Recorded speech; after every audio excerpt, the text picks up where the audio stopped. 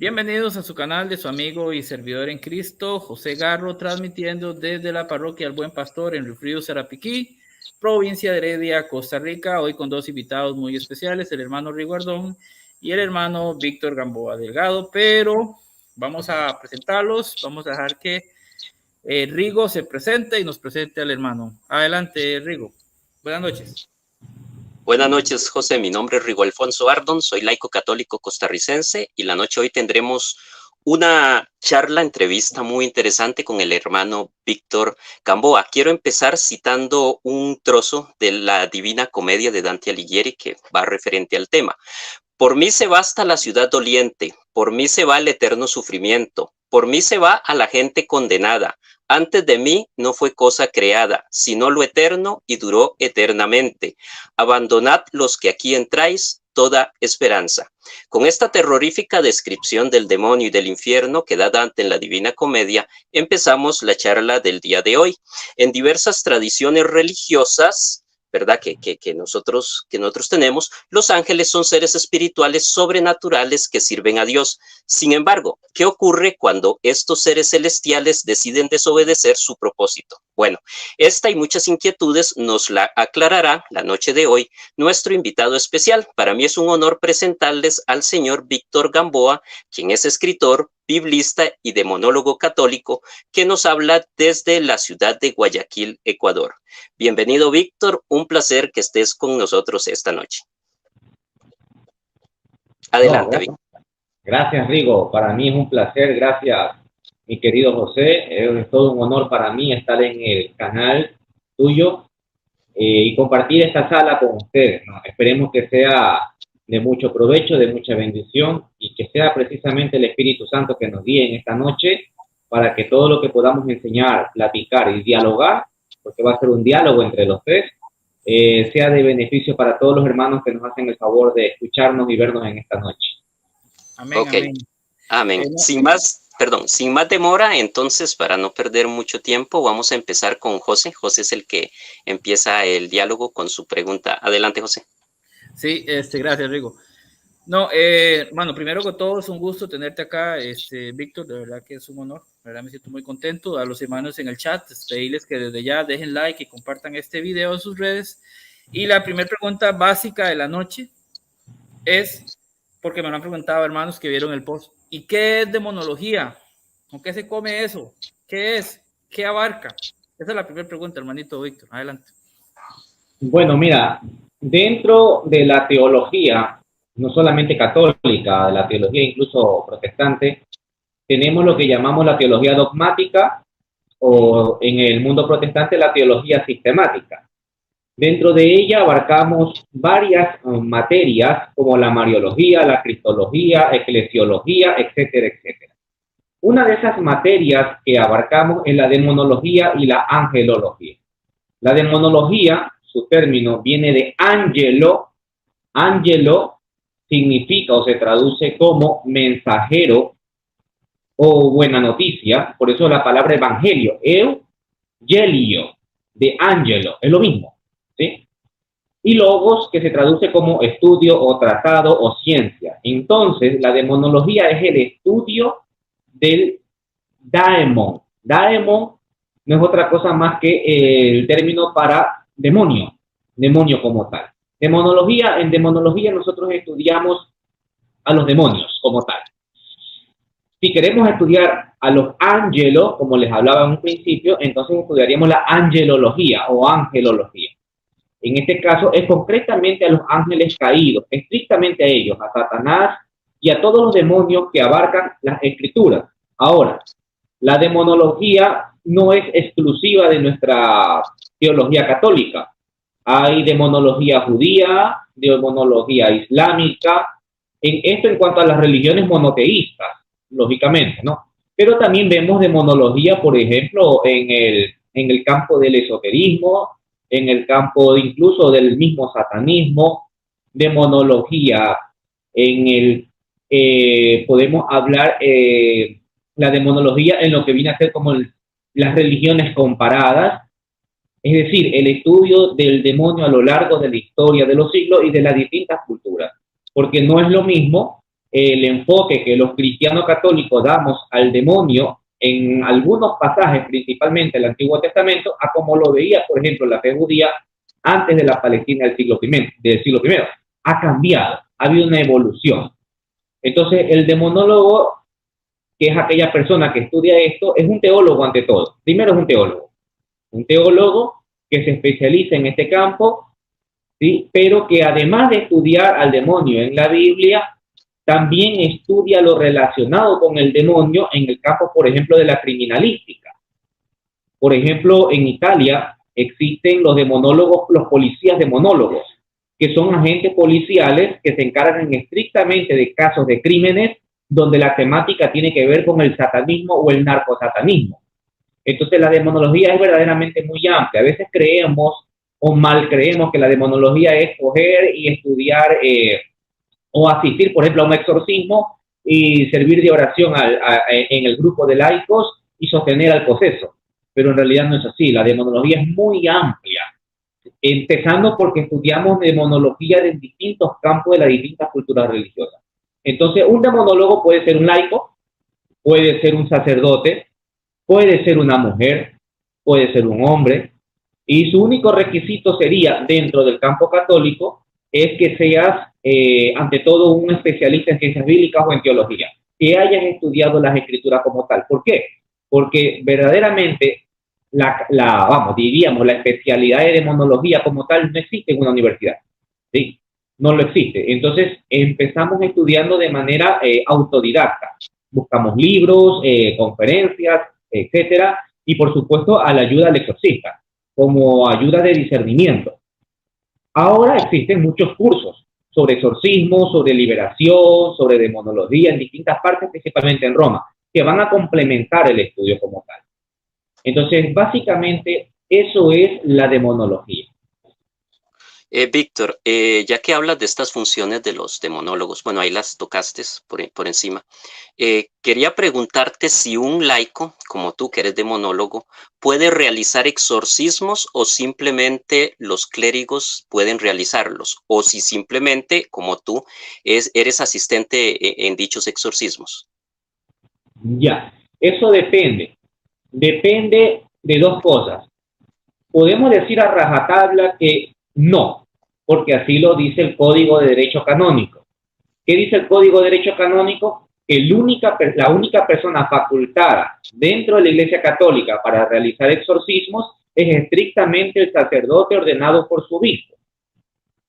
Bajo ningún concepto nadie más, por muy estudioso que seas del tema del demonio, por muy experto que seas, no, estrictamente el sacerdote.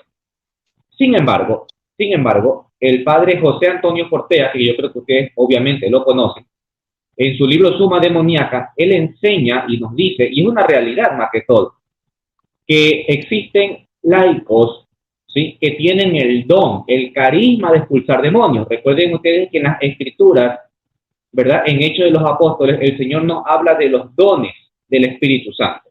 Entre ellos está el discernimiento de espíritus. Y entre el discernimiento de espíritus está también la capacidad de poder expulsar demonios.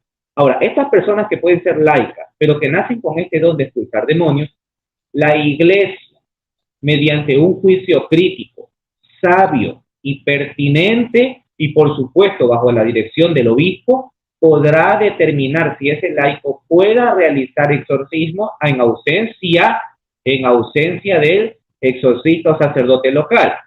Pero repito, esto es algo excepcional, no es algo que verdaderamente se da rutinariamente. No, si es que el laico tiene ese carisma y si el obispo lo determina prudente.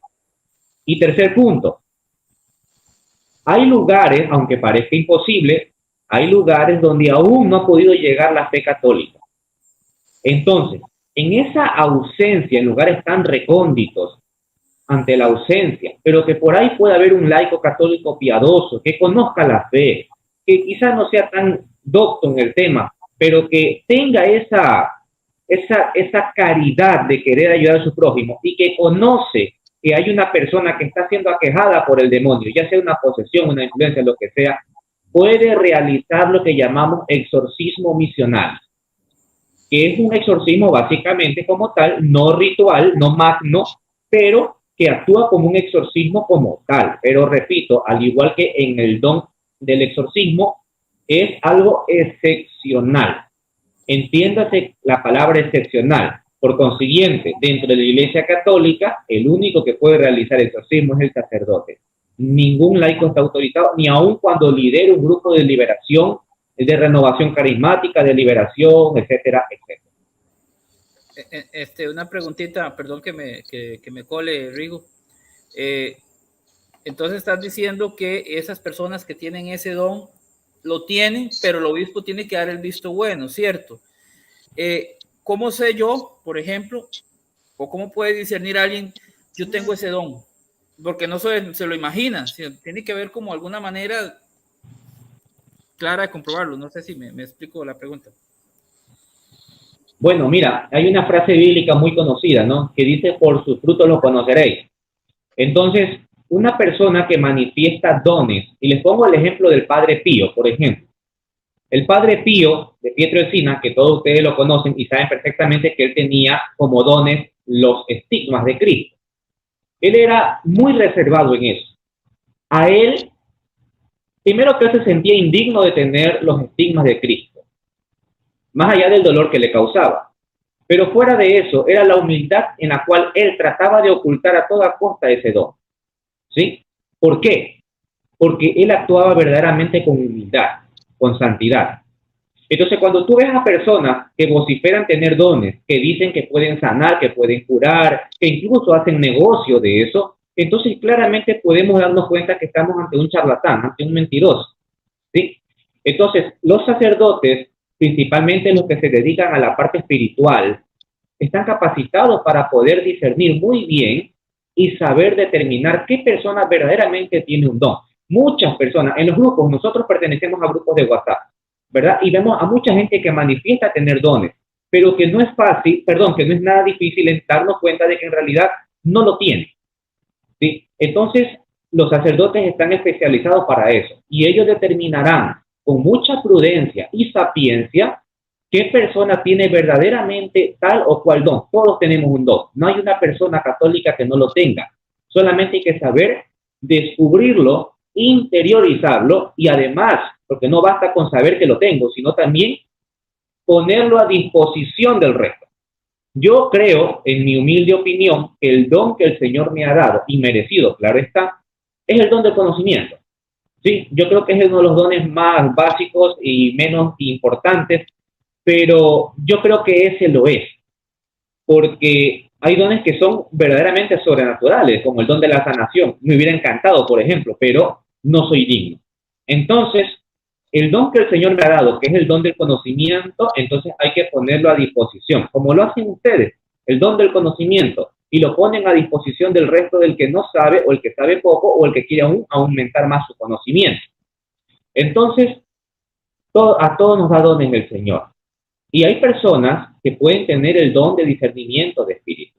Entonces la iglesia, como repito, los sacerdotes, mediante su forma de vida, mediante su humildad, mediante su forma de evangelizar, en fin, varios parámetros determinarán si esa persona verdaderamente tiene los dones del Señor y a pesar de que los tenga, determinarán si son necesarios para ponerlo al servicio de la comunidad. Entrar en el mundo del campo del exorcismo es un arma de doble filo en el sentido de que se puede caer fácilmente en el egocentrismo, en la egolatría, por así decirlo. ¿Por qué? Porque tenemos que ser sinceros, vivimos en un mundo donde la gente le encanta el sensacionalismo, la gente le encanta el morbo. Entonces, si alguien te dice, mira, ahí va un sacerdote, no le prestan atención, pero si te dicen, mira, él es un sacerdote exorcista, inmediatamente le llama la atención y empiezan las preguntas, a cuestionamientos y cosas por el estilo. Entonces, no solamente este humo de egolatría cae en el exorcista, sino también en el equipo de laicos. Entonces vamos a ver muchos laicos que aunque saben mucho del tema, se sienten frustrados porque dicen, no, yo sé más que el exorcista, yo quiero hacer exorcismo, yo debo ser el exorcista, porque sé más que él. Entonces, por eso digo que es un arma de doble filo, Y ahí es cuando el sacerdote verdaderamente hará un discernimiento espiritual y dirá, bueno, tú no estás apto para esto. ¿Por qué? Porque si nosotros decimos ser católicos, tenemos que ser entonces fiel y estar sujetos a lo que la Santa Madre Iglesia nos enseña. Y si el laico tiene el papel de cumplir, que por cierto no es nada menos, al contrario, es muy importante, porque de hecho el exorcismo como tal es una oración. El exorcismo no es lo que nos venden las películas de terror. No, eso no es el exorcismo. El exorcismo es un sacramental, que básicamente es una oración. ¿Y qué es lo que hace el laico? Orar. Entonces el laico está haciendo algo verdaderamente importante, no está haciendo nada menos. Es la ayuda principal del exorcista. La diferencia entre el exorcista y el laico es que el exorcista, en virtud de su orden sacerdotal, tiene la autoridad para expulsar al demonio. Pero la autoridad que ejerce el sacerdote exorcista para expulsar al demonio es un conjunto. No solo actúa el exorcista. Ahí están actuando todos y todos tienen la misma gracia. Esa gracia que adquiere el exorcista por lidiar contra el demonio, por librar una campaña contra el enemigo principal del Señor, también la tiene el laico al mismo tiempo. El laico no está en vano ahí, ya sea hombre o mujer, ya sea el que esté sosteniéndole los pies o las manos al poseso o a la posesa. Todos cumplen una función importantísima y todos tienen la misma gracia. Víctor, en este caso de que un laico decida realizar un exorcismo sin permiso, tú sabes que para todo hay gente, ¿verdad? Nunca falta. ¿Qué sucedería en ese caso? Bueno, lo lógico, lo coherente sería primero hablar con esa persona, obviamente sin tener que escandalizar a puerta cerrada, si es posible, llamarle la atención con una forma muy caritativa, decirle que no está bien. Y por supuesto, cuando nosotros damos una objeción, tenemos que respaldarnos en algo. Entonces, le vamos a mostrar el Código de Derecho Canónico que dice que no puede realizar eso. Se le hace un llamado de atención. ¿Quién tiene que hacer el llamado de atención? Nosotros como laicos, como hermanos, que estamos conformando el grupo y que estamos conscientes de que eso no está bien. ¿Sí? Y segundo, el sacerdote. Tenemos que dar parte al sacerdote. Porque él como líder de la parroquia y del equipo que lidera, él tiene que llamarle la atención. Como repito, de una forma muy, muy humana, católica, como tiene que ser. Pero si se resiste, si vuelve a cometer la misma imprudencia, aun cuando ya se le ha llamado la atención, entonces yo creo que lo más pertinente que haría el sacerdote es directamente hablar con el obispo. ¿Sí? Y el obispo tomaría los correctivos necesarios.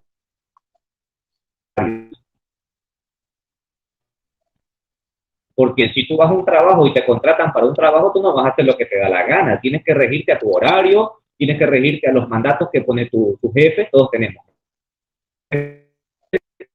Entonces, más aún en el campo espiritual, donde hay muchos riesgos, donde es un campo extraordinario. O sea, no estás frente a que quiera minimizarlo, ¿no? Y me disculparán, pero no es que estás frente a un hermano mormón, testigo de Jehová, que al fin y al cabo es un ser humano que yo.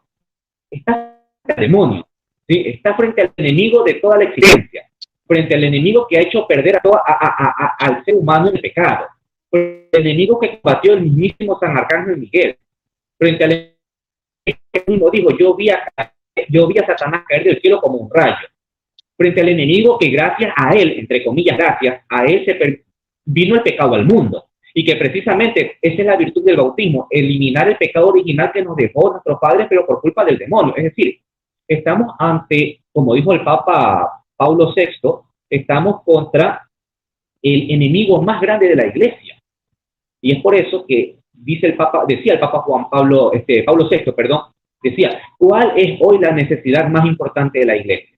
Que se hable del demonio, que se hable, porque es un ser, temible, terrible, pervertido y pervertidor. El enemigo de la humanidad, el enemigo de la familia. ¿Por qué están destruidas las familias? Porque el enemigo se ha metido ahí.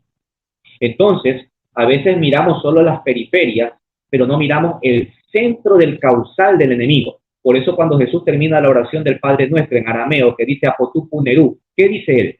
Líbranos del maligno. Nosotros tenemos una traducción que en realidad no está mal, ni ambigua, no, pero un poco más genérica. Porque si decimos líbranos del mal, ya hablamos del mal en términos general. Pero Jesús dice líbranos del maligno en cuanto al ser único personal llamado Satanás. Entonces, entiéndase que si Jesús dice líbranos de Satanás, está diciendo también líbranos del mal. porque Satanás es el causante también del mal. De hecho, el principal causante del mal. Entonces, no podemos caer en ese tipo de errores. Y si alguien está haciendo algo indebido, porque lo hay, lo hay, incluso en un grupo hoy, no sé si fue hoy o ayer en WhatsApp, alguien decía, un laico decía que hace exorcismo y se le llamó la atención. Entonces, eso no puede pasar. Y la primera responsabilidad del sacerdote de no permitir. Perdón, una preguntita rápida. Si un hermano hace un exorcismo sin permiso, como todos los que explicabas, pero espiritualmente puede tener consecuencias, se le puede meter el enemigo, ¿no? Sí, mira, hay un pasaje que a nosotros nos evoca este ejemplo, ¿no? Está en Hechos de los Apóstoles, cuando unos judíos quisieron expulsar en nombre de Jesucristo, ¿qué les dijo el demonio? Yo conozco a Pedro, yo conozco a Pablo, dicho de otro modo, yo conozco a la iglesia, a ustedes no los conozco. Y los cayó a golpes y los sacó desnudos. ¿Sí? Entonces, aquí tenemos un claro ejemplo de que cuando no se tiene la autoridad y cuando no se tiene la autenticidad de la santidad en el nombre de Cristo, se corre un gran peligro. ¿Sí? Es verdad que no todo exorcismo, o sea, dice el padre Portea, no lo digo yo, voy a tomar las palabras de él. Es verdad que no necesariamente un exorcista es un santo en el sentido estricto de la palabra, aunque eso sería lo ideal, porque los sacerdotes exorcistas son seres humanos y como tal no están exentos de cometer un pecado, un error, ciertamente. Pero también es cierto que el llevar una vida de estudio, de lucha en este campo, te exige lógicamente una vida espiritual más profunda. Por eso es que no todo sacerdote, penetra en este campo del exorcismo. No porque no puedan ser santos, no, sino porque implica una responsabilidad aún mucho más profunda. No digo que un sacerdote que no se exorcita no puede llegar a la santidad, por supuesto que sí, y lo puede vivir plenamente, por supuesto que sí. Pero esto te exige un poco más. Ustedes me entienden lo que yo les quiero decir. ¿Sí? Entonces, el laico, que también está llamado a la santidad, que también está llamado a la plenitud de la gracia con Cristo, ¿sí? A pesar de eso, si se mete en un campo como el exorcismo, a pelear con el demonio como tal, puede tener muchos riesgos. No estoy hablando necesariamente de una posesión, que ciertamente quizá lo puede haber, pero sí, por ejemplo, infestación demoníaca, influencias diabólicas, vejaciones, que ya hablaremos quizá de esos términos. Pero por supuesto que puede afectar, porque estás cometiendo una imprudencia, porque no estás capacitado para actuar. Yo no puedo ir a una guerra como soldado militar si no tengo el más mínimo entrenamiento, porque no solamente se basta la intención, se basa también de la capacidad, del conocimiento. En este caso, si no tienes el conocimiento y no tienes el orden sacerdotal, no puedes meterte en un campo que no te corresponde. Por eso ustedes nunca van a ver a Víctor Gamboa haciendo un exorcismo. Y cuando a mí me invitan a charla y me ponen un querido amigo, por ejemplo, antes de que saliera me mandan las imágenes, no, mira Víctor, ¿qué te parece? Esta va a ser la publicidad. Y ahí decía exorcista. No, a ver, no amigo, mira, yo soy esto, exorcista no. Entonces, ustedes nunca van a ver a un Víctor Gamboa diciendo que está haciendo exorcismo. No, porque ese no es mi campo. Mi campo es otro, importante, pero otro. Y con eso estoy feliz y satisfecho. No necesito más. Yo creo que el Señor a todos nos da espacio y para el Señor todo lo que hacemos, si tú vas a una iglesia y tú ves al hermano que está vestido con un chalequito en la puerta de la iglesia, haciendo pasar a los fieles para que tomen un asiento, ese hermano está haciendo un papel importantísimo. No es el último de la iglesia, al contrario.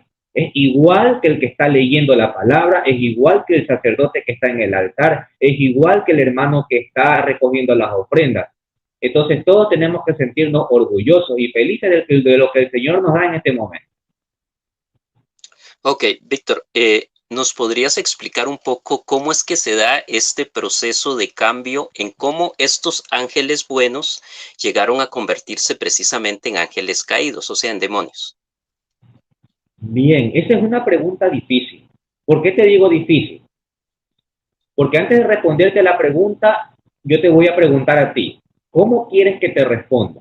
Si te respondo como mi fe católica, que lo soy, por si acaso, o quieres que te responda de una forma más genérica del contexto histórico, porque es importante. Entonces, responderé de la primera y luego la segunda, ¿vale? Terminaré con lo de nuestra iglesia, porque es importante entender cómo llegamos a esto. Mira, hay que tener en claro lo siguiente, y espero no confundirlos y ser lo más sencillo. Hasta el año 200, 300 o 200, antes de la era cristiana, es decir, en el Antiguo Testamento, ¿sí? Los judíos no creían en la existencia de demonios, ¿ya? Ellos creían en la existencia de ángeles, que estos ángeles podían hacer el bien o el mal al mismo tiempo, pero que ese mal que hacían ellos era porque Yahvé les había dado la orden. Pero entiéndase la palabra cuando quiero decir hacer el mal, no es porque es un mal en esencia del mal, es decir, porque goza del dolor ajeno, sino que me refiero a evocar la justicia divina. Por ejemplo, cuando Dios envía a un ángel anunciando la destrucción de una ciudad, porque en esta ciudad está llena de vicios y pecados, por ejemplo, Sodoma y Gomorra. Es un ejemplo. Entonces, estos ángeles tenían esa capacidad. Eso es lo que creían los judíos, por si acaso. No estoy diciendo que es lo que creía la iglesia. Tampoco estoy diciendo que esa sea la verdad. Solo me estoy remontando al contexto histórico, ¿sí? Porque les recuerdo que yo soy católico. Ok.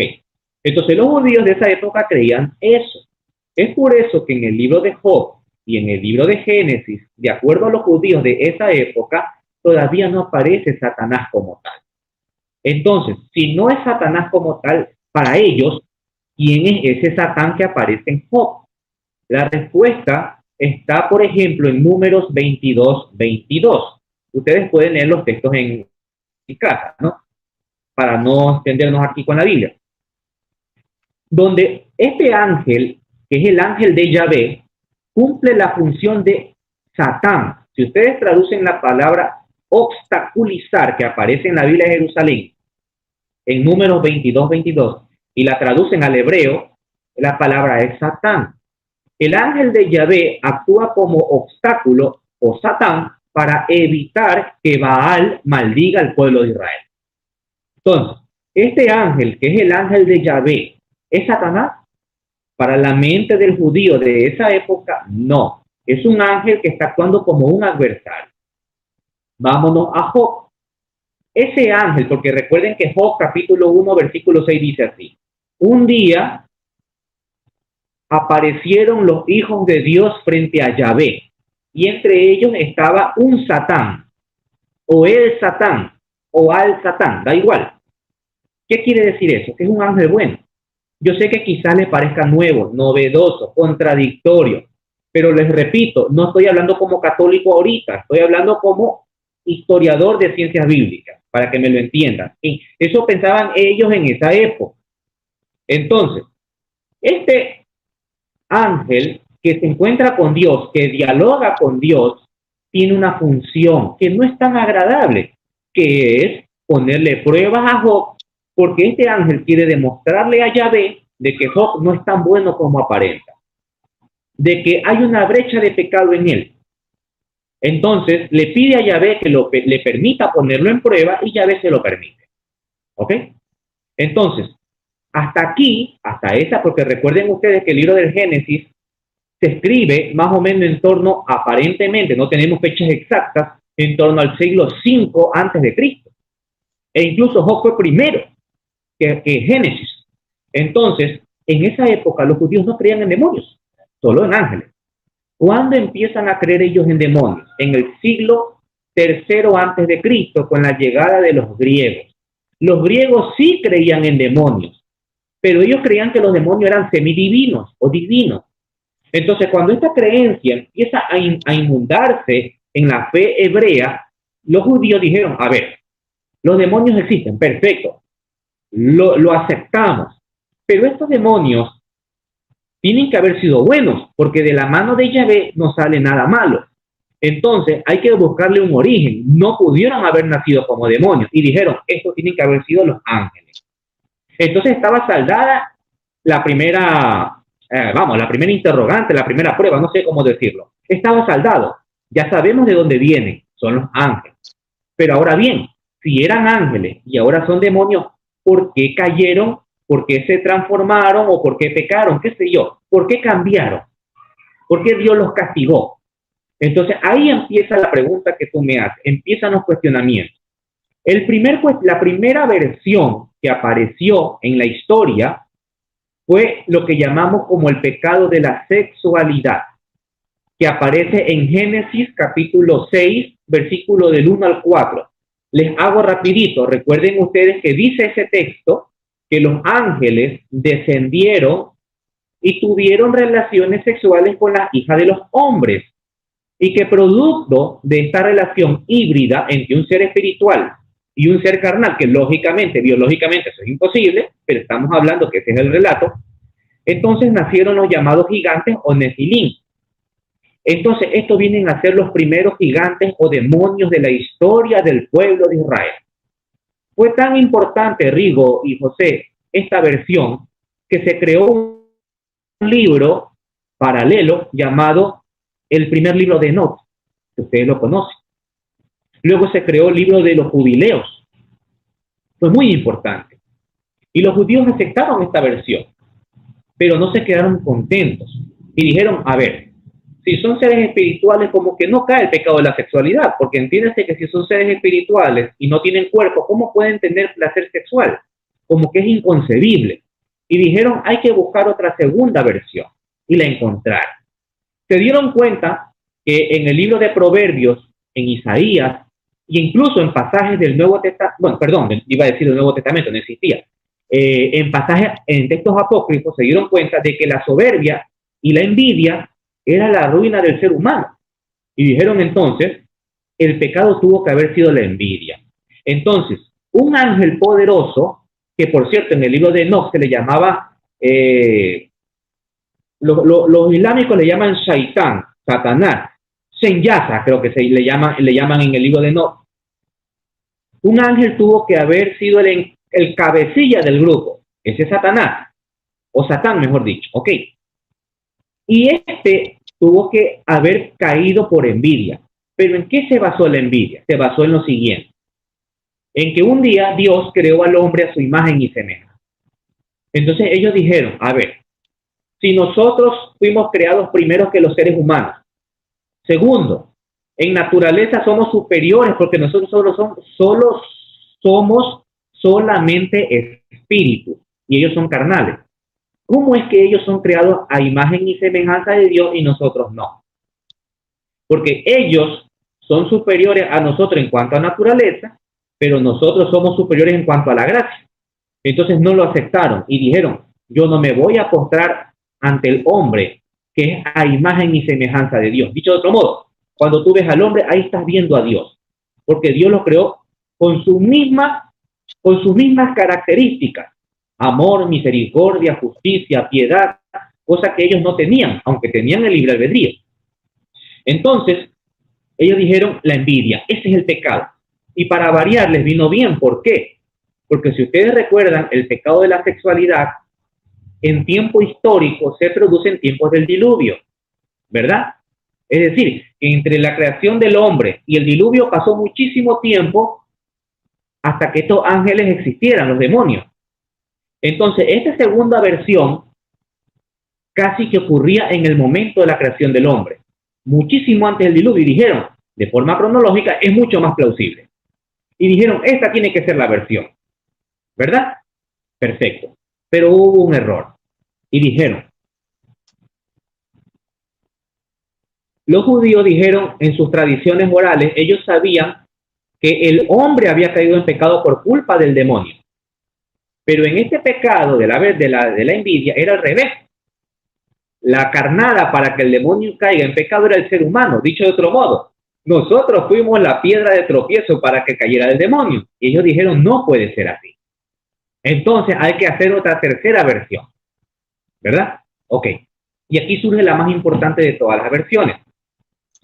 Casi nadie sabe este dato, los voy a dar.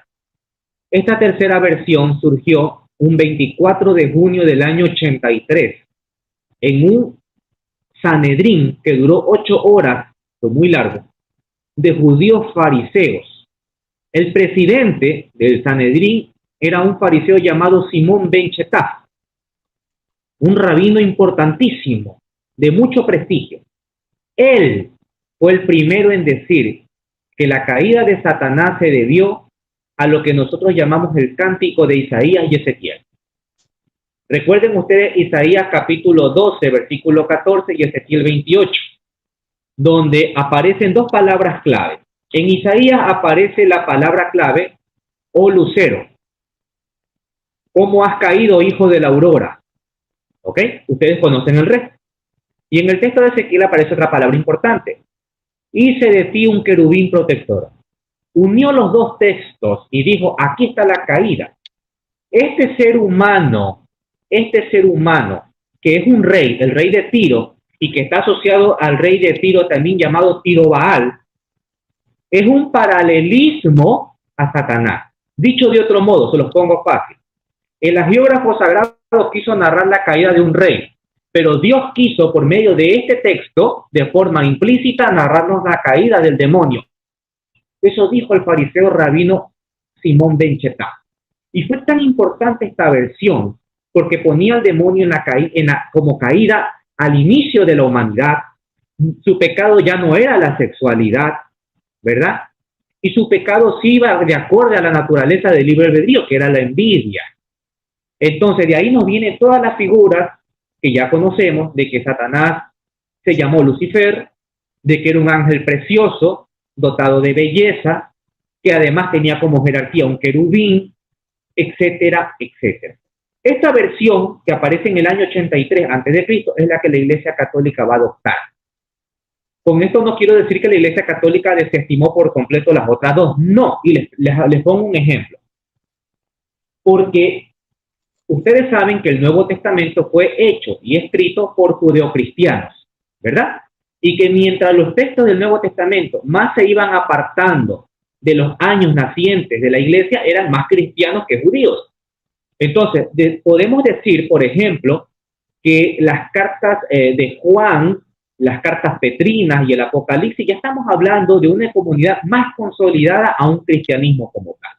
Entonces, sorprendentemente, en el Nuevo Testamento sí se va a narrar la caída de Satanás. Pero digo sorprendentemente, ¿por qué? Porque de las tres versiones que cogió el Nuevo Testamento, ¿cuál creen ustedes que cogió como caída de Satanás? ¿Cuál creen ustedes que cogió el Nuevo Testamento? ¿La primera, el pecado de la sexualidad, la segunda, la de la envidia, o la tercera, del cántico de Isaías? De Isaías, ¿no? No, no aparece en el Nuevo Testamento. La de la envidia, tampoco. Cogió la de la sexualidad, el primer pecado. Eso está, si ustedes me lo permiten, déjenme buscar el texto. Aquí lo tengo, ya se los doy. Denme un minuto. A ver. Hermanitos, recuerden dar su like y compartir este video que está interesantísimo. Tremenda cátedra nos está dando el hermano Víctor Gamboa desde Ecuador. Y gracias a los que están viéndolo en vivo y los que lo vayan a ver después. Adelante. Aquí perdón por la interrupción. Adelante. Ya, perfecto. Gracias, hermanito José. Miren, recuerden ustedes que la carta de Judas no tiene capítulos. Es una sola, ¿sí? Solo versículo. Ok. Abro comillas. La carta de Judas fue escrita probablemente en torno al año 90, año Domini. A los ángeles que no mantuvieron su dignidad y abandonaron su propia morada, Dios los encerró con cadenas eternas en cárceles oscuras hasta que llegue el gran día del juicio. También Sodoma y Gomorra y las ciudades vecinas, que como estos ángeles, fornicaron y se dejaron llevar por el uso antinatural de la carne, sufrieron el castigo del fuego eterno y ahora sirven para ejemplo. El texto es claro, ni siquiera hay que hacer un análisis profundo. Los ángeles que no mantuvieron su dignidad, ¿cuál fue su dignidad? Su dignidad espiritual. Sino que abandonaron su propia morada, su ser espiritual, ¿verdad? E hicieron actos abominables como lo que hicieron en Sodoma y Gomorra. ¿Qué hicieron en Sodoma y Gomorra? Actos sexuales antinaturales. Estos ángeles hicieron actos sexuales que no forman parte de su naturaleza. con las hijas de los hombres. ¿Sí? Se dejaron llevar por el uso antinatural de la carne, es decir, cuando tuvieron relaciones con las mujeres, es decir, las hijas de los seres humanos. Entonces, el texto de Judas recoge precisamente la primera versión. Y para consolidarlo, la segunda epístola de Pedro, capítulo 2, versículo 4, va a ratificar lo que dice Judas. La epístola de Judas lo ratifica. Una preguntita así rápida que nos hacen en el chat, perdón, Rigo. ¿Cuándo fue expulsado Satanás del cielo? Preguntan por acá. Ya, para responderle a la hermana Ángela, entonces concreto con decir que aunque el Nuevo Testamento recoge la primera versión, es la Iglesia Católica la que se va a adaptar más a la tercera versión, y con esa tercera versión es la que nosotros nos hemos quedado. Así lo enseñaron los padres de la Iglesia y así lo enseña hasta el día de hoy la Iglesia. Ahora, ¿es dogma creer cualquiera de estas tres? No. ¿Qué es lo que es básicamente un dogma? La existencia real, personal del demonio, que fue creado por Dios como un ser angélico, pero que luego se pervirtió. Negar eso es una herejía. ¿Sí? Luego, de las tres versiones, cualquiera de ellas usted puede tomarla. Al fin y al cabo, las tres son bíblicas, las tres la Iglesia las enseñó, pero al final prevaleció la tercera. ¿Está claro? Ok. ¿Cuándo fue la caída de los ángeles? No lo sabemos. ¿Por qué? Porque la Biblia no lo dice. Solo hay una palabra clave que dice Jesús: yo vi a Satanás caer del cielo como un rayo. Luego no dice cuándo ni cómo fue.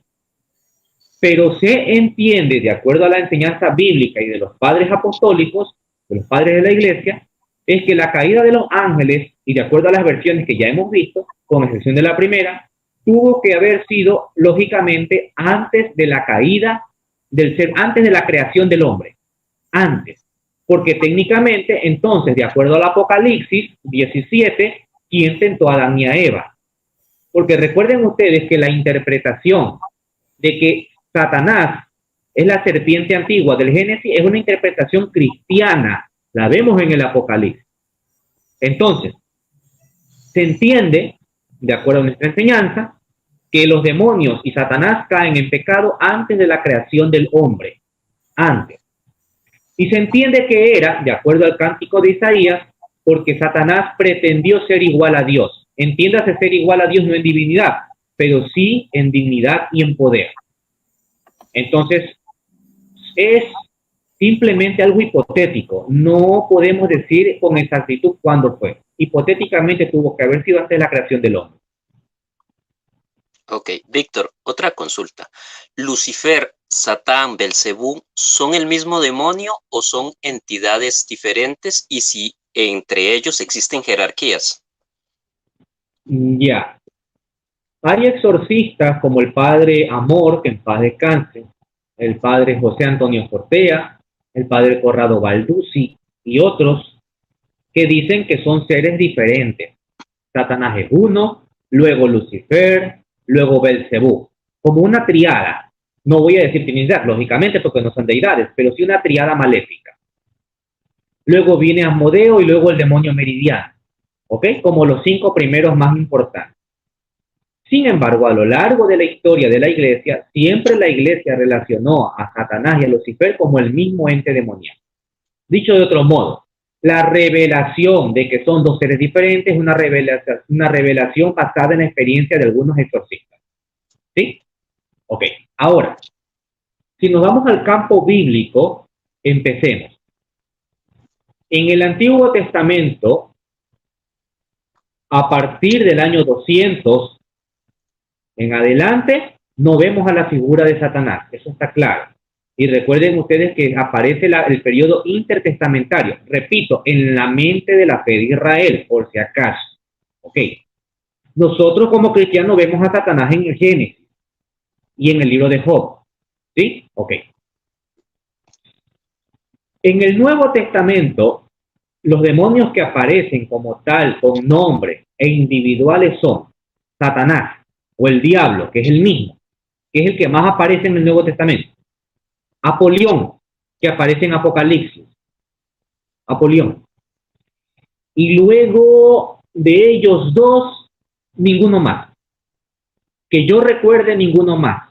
Si alguien se acuerda, encantado de decírmelo. En el Antiguo Testamento, y tenemos a Belcebú, que dicho de otro modo, a Jesús lo acusan de expulsar demonios por Belcebú, príncipe de los demonios. Esa expresión, príncipe de los demonios, a mí me lleva a pensar que los judíos en tiempo de Jesús relacionaban a Satanás y a Belcebú como la misma persona. ¿Sí? En tiempos de Jesús, porque en tiempos veterotestamentarios no es así. ¿Quién era Belcebú? Y aquí voy a hablar un poquito de mitología para que lo entendamos.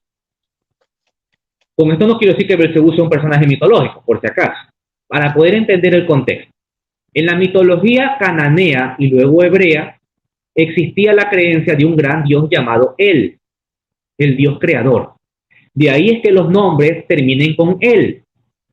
Israel, Ismael, Gabriel, Gamaliel y todos los El que ustedes conocen, que evocan al dios El, el dios de la sabiduría y el dios creador del panteón cananeo.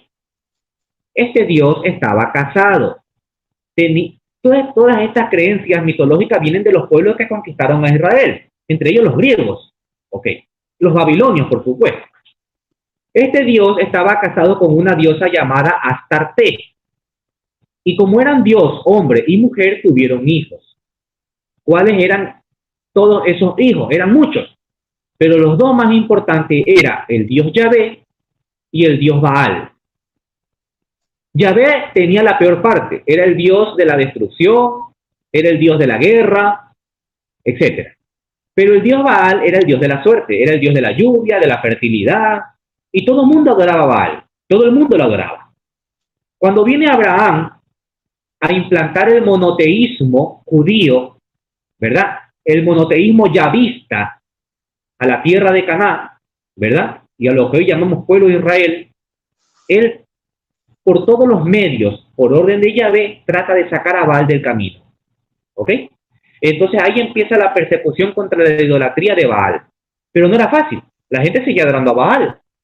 Y para adorar a Baal, hacían altares, sacrificaban niños, como lo hacían con el dios Moloch, por ejemplo. Sacrificaban niños vivos, los abrían, derramaban su sangre y los ofrecían.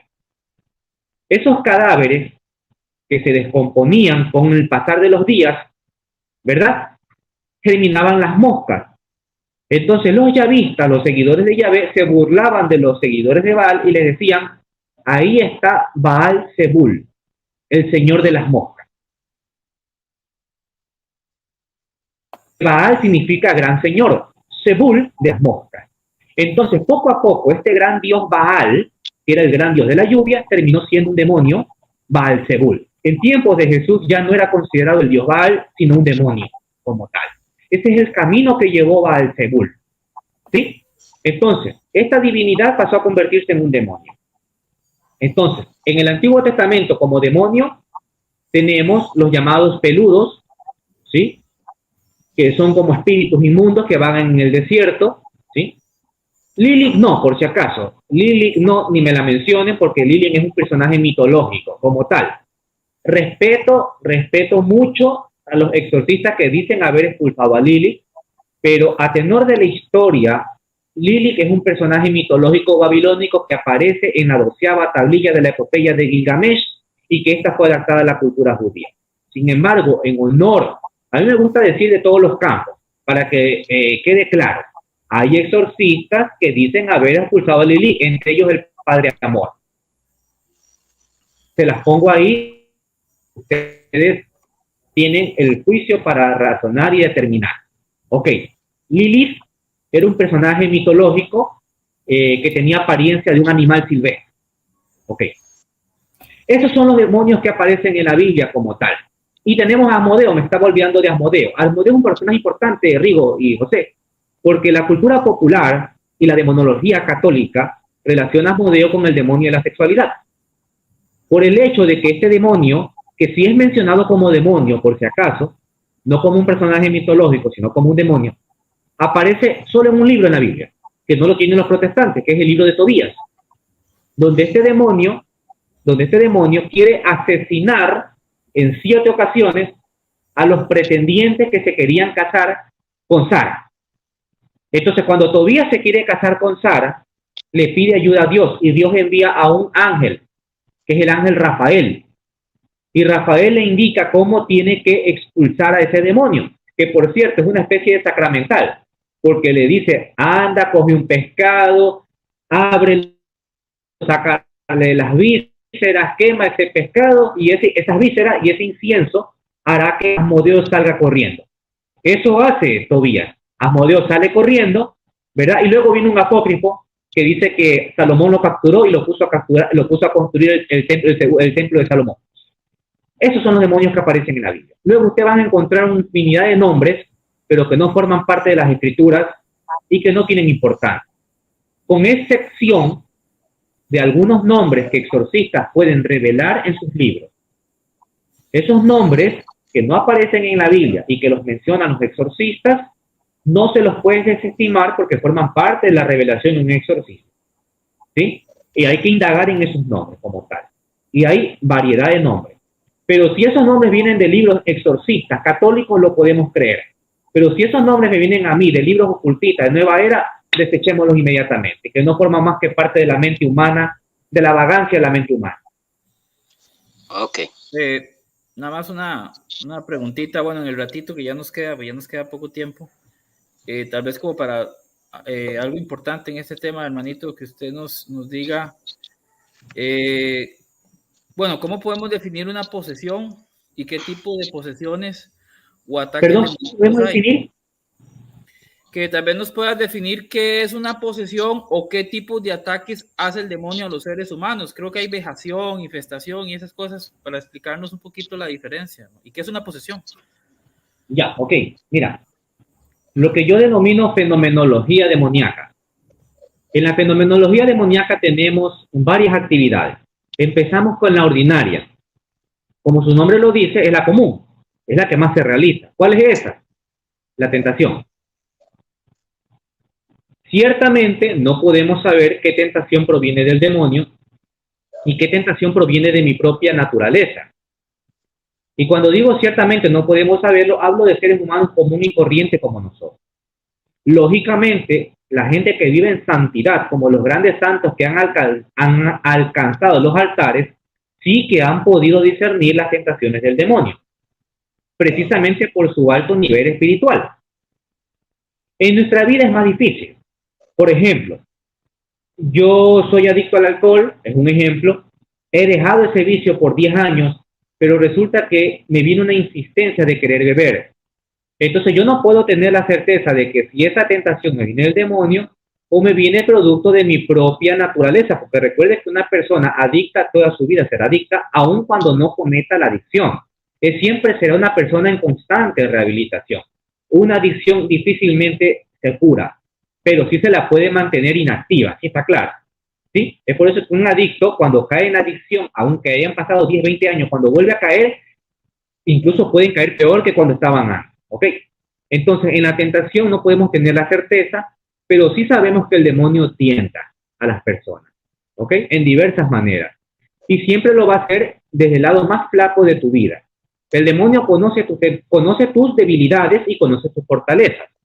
Por ejemplo, un demonio no va a tentar con la tentación de la gula a un eremita católico, a un sacerdote que vive en el ascetismo, porque sabe que va a perecer, es imposible tentarlo. Pero sí que lo puede tentar, por ejemplo, en la noche del espíritu, o lo puede tentar en la egolatría. Puede caer. ¿Por qué? Porque un eremita que vive en el desierto suele tener muchos discípulos, es honrado, es muy querido, muy venerado, y lo puede hacer tentar en la egolatría. El demonio es muy astuto y sabe cómo hacerte tentar, ¿ok? No te va a tentar en tus fortalezas, pero sí en tus debilidades, aunque puede aprovechar tus fortalezas para hacerte caer también. Bien, tentación, no me voy a extender. Eso como ordinario. Luego viene lo extraordinario. Lo extraordinario, ¿por qué? Porque obra el demonio en su virtud de su naturaleza espiritual, y es algo que a lo que nosotros no podemos dar respuesta desde la ciencia. Entonces, tenemos lo más común, o la primera diría yo, que es la infestación diabólica. Los parapsicólogos le llaman evento poltergeist, Y no es otra cosa más que la capacidad que tiene el demonio para poder ejercer una actividad o fuerza sobre elementos inanimados.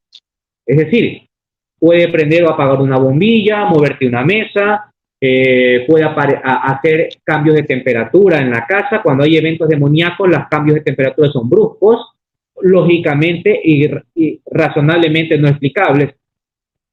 Entonces, por ejemplo, en mi caso personal, me han aparecido moscas, gusanos en mi estudio. Eso es una infestación. Fundas con líquidos podridos en mi carro, donde mi carro no entra nada más que mi familia. Eso es una infestación producto demoníaco, ¿sí? Entonces, no hay forma de explicar cómo eso apareció ahí o cómo está actuando ahí. Pero no me afecta a mí de forma directa, no afecta a mi cuerpo. Afecta a todo mi entorno. Eso es infestación. Y puede infectar a los animales también. Ok. ¿Cuál es la cura? Digamos la cura. Es lo que nosotros llamamos bendición. El exorcista o el sacerdote común va, el diácono permanente también, por si acaso, va y bendice la casa. Bendice la casa, hacen oración, hacen rosarios. Si hay un sacerdote, se realiza una misa. Es decir, hay una sanación de la casa, ¿ok? O de los animalitos. Bien. Pero como el demonio nunca se queda ahí y siempre quiere avanzar para hacer más mal, viene el siguiente paso, que es lo que llamamos influencia diabólica. En la influencia diabólica, el demonio ejerce cierto poder sobre la persona, pero no está dentro, está afuera. Y ese poder que ejerce lo puede hacer también hacia adentro del individuo, sin tener que el demonio estar adentro. No sé si me hago entender. Por ejemplo, terribles pesadillas, ¿sí? Un deseo insostenible a la tendencia al suicidio, aun cuando esa persona vivía una vida normal y no tiene ningún conflicto familiar, ni médico, ni nada, ni psiquiátrico, nada, pero le da una fuerte tendencia al suicidio o al homicidio. Puede producir lo que llamamos vejaciones diabólicas. Eso me llega muy común, ¿eh? Eso es lo que más común me llega, más allá de las influencias. O la gente que me escribe me envían fotos de gente con vejación. ¿Qué es una vejación? Por ejemplo, moretones o rasguños en los cuerpos de las personas aquejadas por el demonio y que no tienen una razón médica. Tú dices, una persona tiene hartos moretones, bueno, vamos a ver cómo está de plaqueta, etcétera, etcétera, pero no, todo está bien, hemodinámicamente todo está bien. ¿De dónde aparecen esos rasguños? No tienen forma explicable. Y la mayoría de ellos son en forma de crucifijos invertidos. Yo lo he visto, por si acaso. No es que me lo contaron, lo he visto, ¿ok? Vejación. El demonio influencia y actúa sobre la persona sin tener que estar adentro. Entonces, estas personas suelen también afectarse desde el campo psicológico. Entonces van a sufrir de histeria, de paranoia, esquizofrenia, pacientes que van a tener neurosis, enfermedades sinestésicas, etcétera, etcétera, en fin. Puede haber esa combinación entre enfermedad psiquiátrica o psicológica y las influencias. ¿Cómo se cura esto?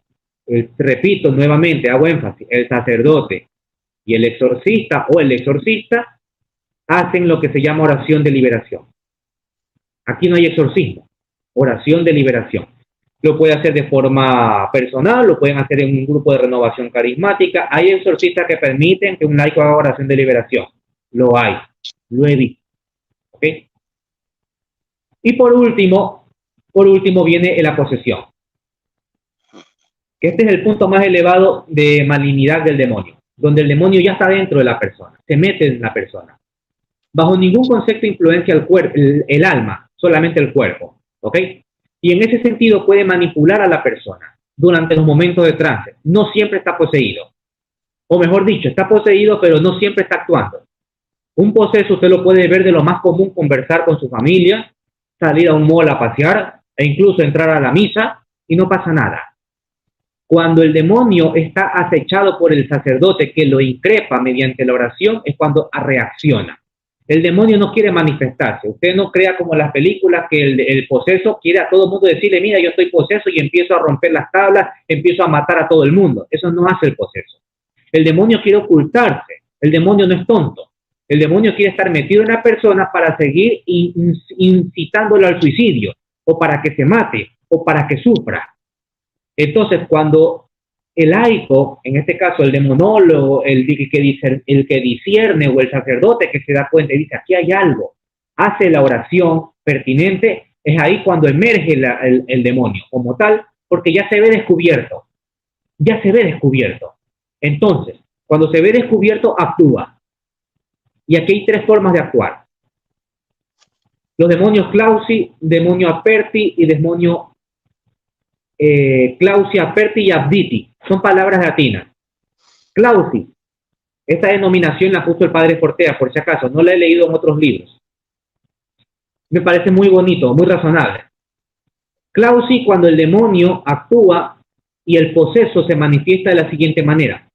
Cierra los ojos, son tranquilos, no insultan, hacen por ahí ciertos movimientos, pero no se necesita mayor cosa.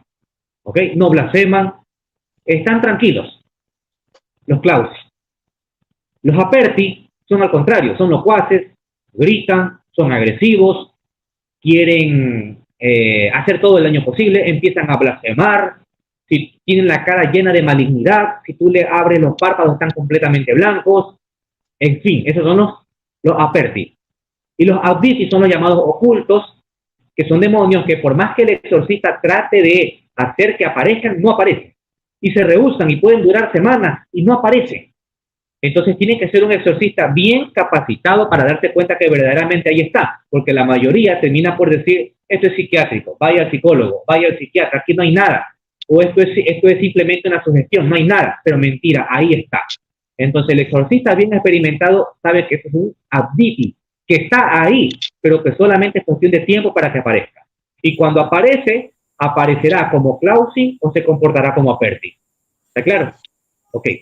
Entonces, ¿cómo se cura la posesión, por así decirlo? El exorcismo. ¿Y qué es el exorcismo? La palabra exorcismo significa conjurar. No es otra cosa más que una oración, pero de mandato, de orden. Por eso es que el laico no puede hacer este exorcismo. Porque el laico no está capacitado para darle una orden al demonio. El laico lo que puede hacer es pedirle a Dios que sea Dios o la Virgen Santísima o los santos que interceden al demonio. Recuerden ustedes que quien saca al demonio es Jesucristo.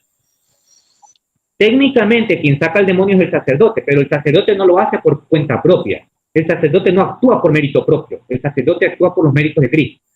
Entonces, el sacerdote cuando expulsa al demonio no lo hace en nombre del padre Vicente, en nombre del padre Rigo, en nombre del padre José, en nombre del padre Víctor, no.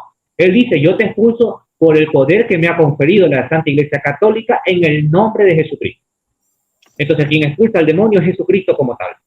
Entonces, esa oración que hace el exorcista por orden de Jesucristo en el poder que le dio, es que le da una orden al demonio. El exorcista no le suplica nada al demonio. Usted no va a ver un exorcista diciendo al demonio, por favor, vete. Ándate, por favor, te lo suplico, te lo ruego. No le dice eso. Le dice, te ordeno que salgas y te lo ordeno en el nombre de Jesucristo o en el nombre de la Santísima Trinidad o por la intercesión de la Santísima Virgen María, te lo ordeno que te vayas ya. Y se efectúa el exorcismo como tal. ¿Ok? Entonces, exorcismo es un conjuro. Es una orden. Una orden. Solo lo hace el exorcista, nadie más. Y el exorcista lo puede hacer de forma magna, es decir, utilizando el ritual de exorcismos con todo lo que conlleva el ritual, o lo puede hacer sin ello. Y hay exorcistas que son ministeriales y hay exorcistas que son ad casum. ¿Qué es un exorcista ad casum? Es un sacerdote que no se dedica al exorcismo, pero que por ahí le llega un exorcismo una vez al año. Pero como es sacerdote, tiene la facultad para hacerlo y lo hace. En cambio, el exorcista ministerial es el que el obispo dice, tú vas a ser el exorcista de la diócesis, ese es tu trabajo y a eso te vas a dedicar hasta que yo lo ordene. Esa es la fenomenología a breve rasgo, porque hay otros términos, pero no los voy a marear: circundatio interna, circundatio externa, obsesión, opresión y todas estas cosas que a la larga en realidad lo que importa son los que les he mencionado. Hermanitos, bueno, yo sé que el hermanito Víctor pues es un hombre muy ocupado. Esta conferencia se programó hace días y yo sé que hoy no puede quedarse mucho tiempo, pero hay un montón de preguntas en el chat. Tal vez en un segundo programa, si el hermano nos nos regala, ¿verdad?, el espacio para contestar, porque quedaron dudas en el chat. La gente está muy contenta, están preguntando que cómo se distingue, por ejemplo, un demonio y un alma errante, o que se hacen pasar por los santos. Me imagino yo que por los frutos, ¿no? Esta pregunta, ya, respondamos esta. Ahí nos vamos. A ver, yo creo que si Dios lo permite, podemos hacer una segunda parte, ¿sí? Para responder las preguntas que quedan al aire y las preguntas de Rigo y tuya, José, ¿ok? Vale. ¿Cómo diferenciamos entre un alma errante y un demonio? ¿Qué es un alma errante primero? Pues los demonios ya sabemos lo que es, ¿sí? Es un ángel caído, un ángel réprobo, ¿ok? Un alma errante es lo que nosotros llamamos un alma del purgatorio. Es un alma de un ser humano que se encuentra en el purgatorio. No es lo mismo un alma errante que un alma condenada. El alma condenada también es un alma humana, pero que ya se encuentra en el infierno, en ese estado infernal, condenado. Ya no hay opción a nada, ¿ok? El alma errante es el alma del purgatorio que por cosas inescrutables de Dios permiten que se manifiesta. Todas estas apariciones no es porque el alma tiene la facultad para hacerlo. Nadie, si así fuera, todo el mundo vería almas por todos lados. Es porque Dios lo permite. E incluso la posesión demoníaca sucede porque Dios lo permite. Hasta eso.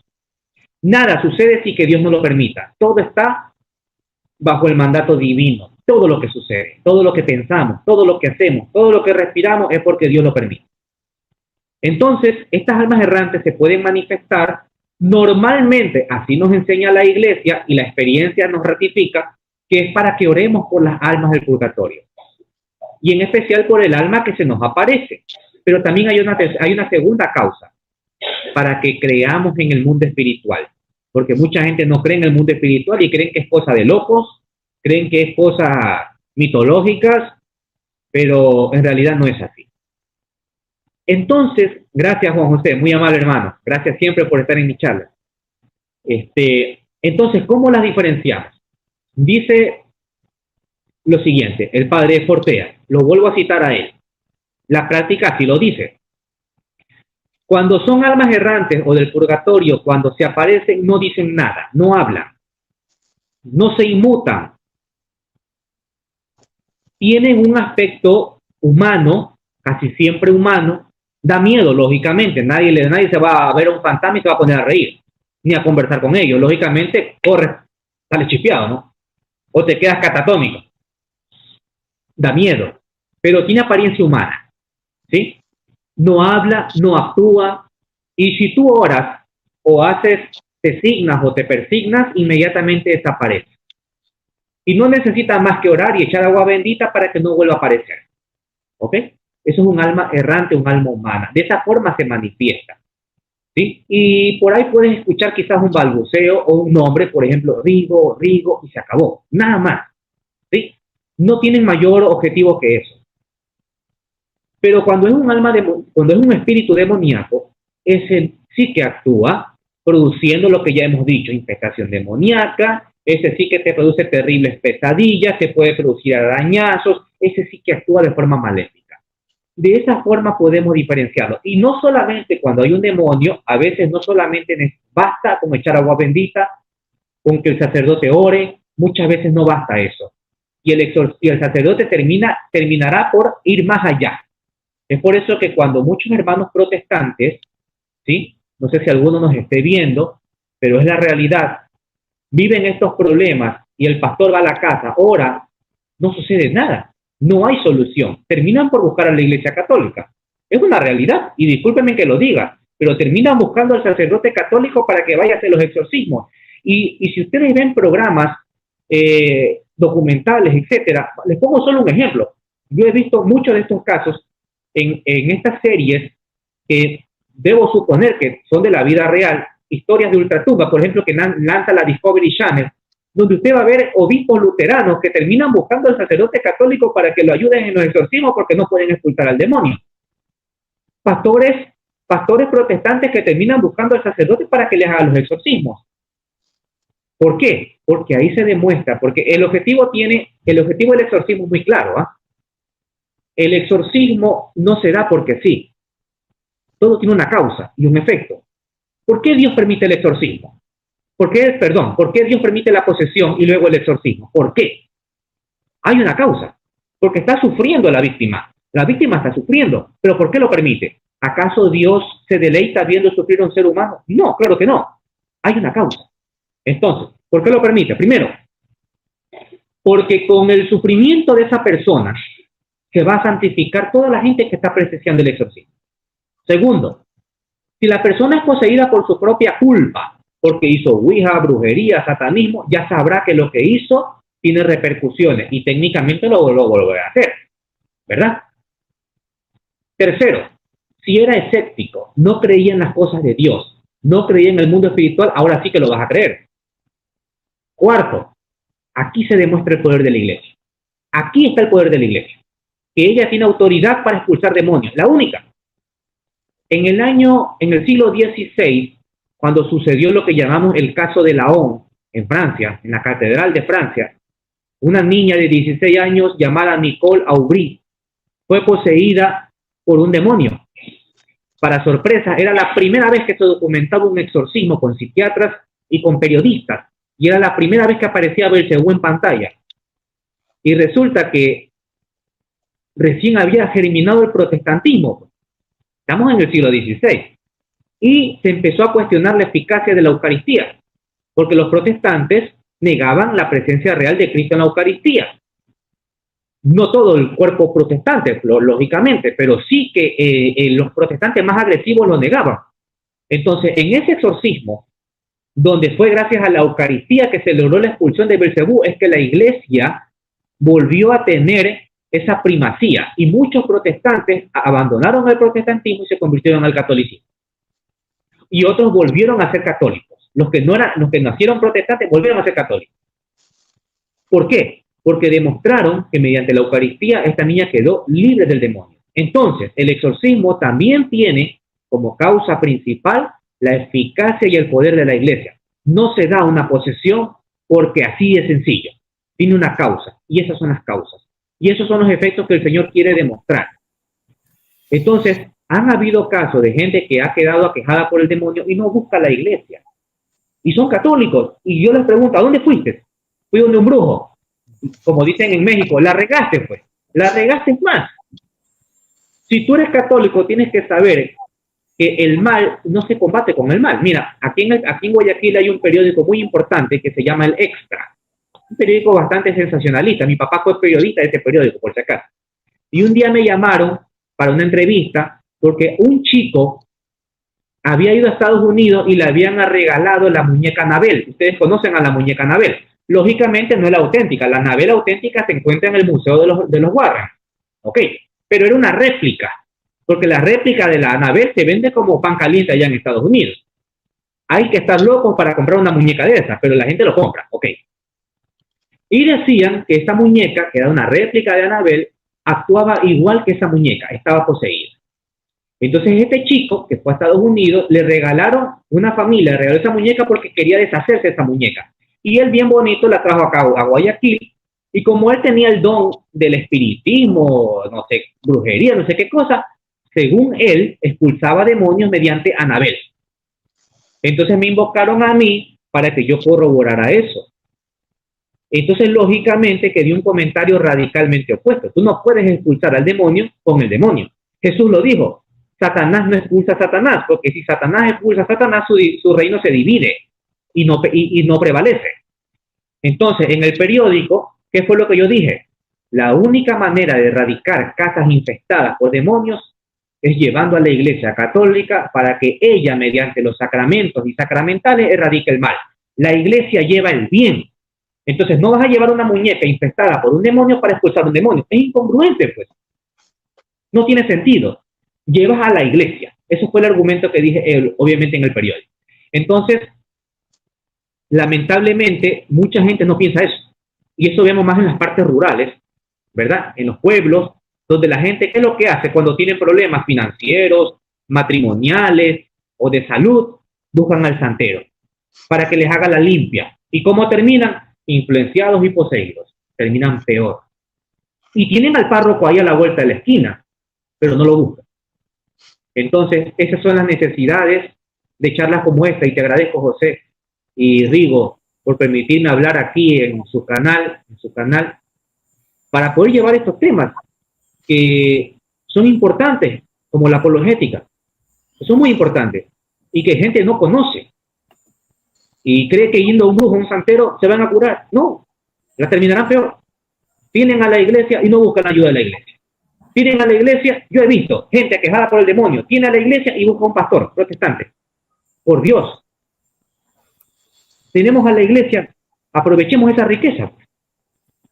Entonces, para eso son estas charlas, para que hagamos conciencia que la iglesia tiene el depósito de la fe revelada, que en ella está la primacía de Pedro, que en ella están los sacramentos y sacramentales. Entonces, ¿por qué buscar en otro lado? Amén. Amén. Entonces, Rigo, si quieres agregar algún comentario final, porque ya tenemos que despedirnos, porque... No, primero que todo, gracias a Víctor, ¿verdad? Por aceptar la invitación a venirnos a dar esta charla de un tema que es interesantísimo y que muchos católicos desconocemos, somos ignorantes en eso. Pues ahora pues salimos ya menos ignorantes, ¿verdad? Dale gracias a José por prestarnos el canal para esta charla. Dale gracias a la gente por ver, ahí queda grabado para que lo vean también después, lo que no lo han visto en vivo, pero sobre todo darle gracias a Dios por permitirnos una vez más, ¿verdad?, estar aquí reunidos para hablar de este interesante tema. Y como dijo José y como dice Víctor, pues que no sea la primera y la última, que haya ojalá una segunda parte, porque si todos quedamos con muchas ganas de muchas preguntas, ¿verdad? Entonces, Víctor, muchas gracias y que Dios te bendiga. No, muchas gracias a ustedes por escucharme. Dios los bendiga y siempre les digo, oren por mí y mi familia. Y si Dios lo permite, estaremos en una segunda charla. Ya coordinaremos con José y contigo por interno. Sí, seguro que sí. Para mí es un placer. Más que ustedes que son mis... No, pues agradecerte, Víctor, de corazón, darte un abrazo a la distancia por tu tiempo, tu valioso tiempo. Yo sé que pasas muy ocupado. Esta charla estuvo sensacional. Mire, yo me chupo los dedos, estuvo riquísima. Aprendí un montón. Yo sé que a los hermanos en el chat les gustó, les encantó. Los que lo vayan a ver después les va a encantar. Este video, hermanos, vuélvanlo a empezar. Es de verlo varias veces. Escuchar a Víctor fue fascinante. Entonces, gracias, hermano. Dios te pague. Dejen su like, compartan este video, por favor, apoyen el canal, este esfuerzo que hacemos por evangelizar, por promover y defender la fe de la iglesia y formar a los hermanos. Y claro que sí, si Víctor gentilmente accede como accedió hoy con la ayuda de Dios, tenemos que hacer un segundo programa porque hay un montón de cosas más y un montón de preguntas que la gente quiere saber y eso está fascinante, hermanitos. Y bueno, Dios me los bendiga a los dos, gusto haberlos tenido aquí y bueno, será hasta también a los que estuvieron en el chat, gracias, y a los que lo vayan a ver después también. Y que Dios me los bendiga, hermanitos, y nos vemos hasta la próxima. Bendiciones. Gracias.